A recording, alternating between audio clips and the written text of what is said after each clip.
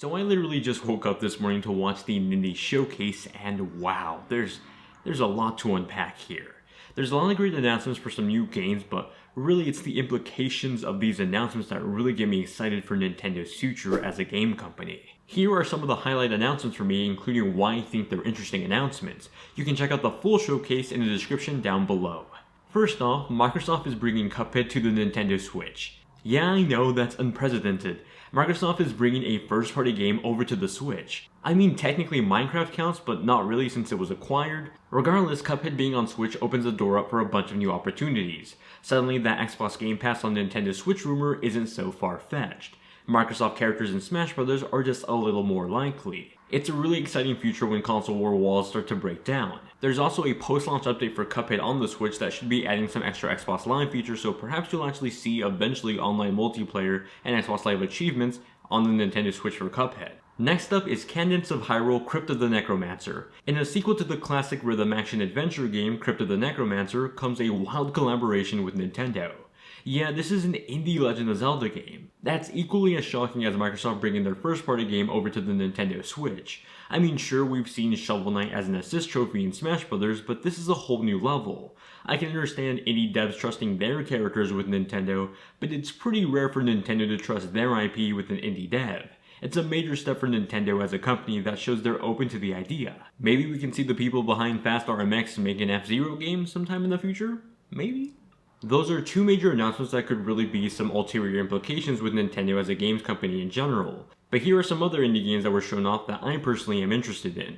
Red Lantern is a new indie game that has you play as a girl with her team of dogs trying to compete in the Iditarod. While training for the event, she gets lost and now has to survive the wilderness fighting off bears and taking care of her dogs. The opening for the trailer immediately won me over with just a cold hard opening that really struck my feelings. It looks like a game that challenges you while also pushing the envelope for emotional storytelling.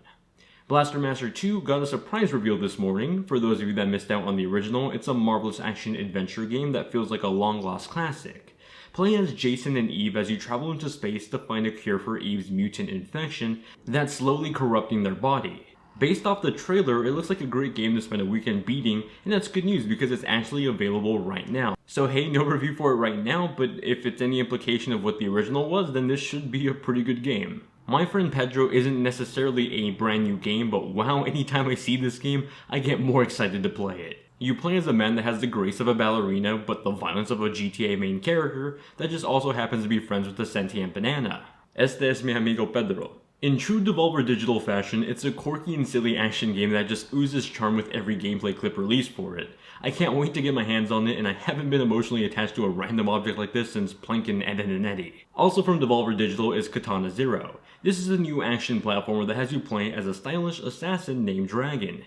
Equipped with a katana, Dragon slashes their way through obstacles in their own way. I'm not too sure on what the premise is on the actual story, but just looking at the gameplay alone, I'm already interested in playing this one. The last game I found really interesting was Rad, a collaboration between Double Fine and Bandai Namco.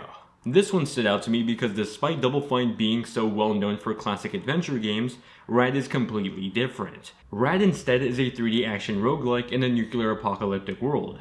As the name of the game suggests, radioactive toxins surround this new Earth and also happen to mutate our main character, giving them insanely wild powers. Luckily, these powers help you on your adventure to help save what's left of humanity in this wasteland.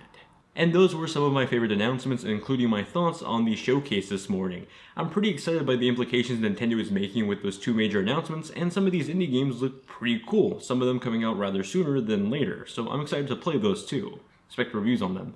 But anyway, thank you all very much for watching. Let me know what you guys think about these announcements and sort of the implications of those two big announcements in the comment section down below. You can also suggest topics for future hot take videos like this one in the comments down below or on my Discord, link in the description.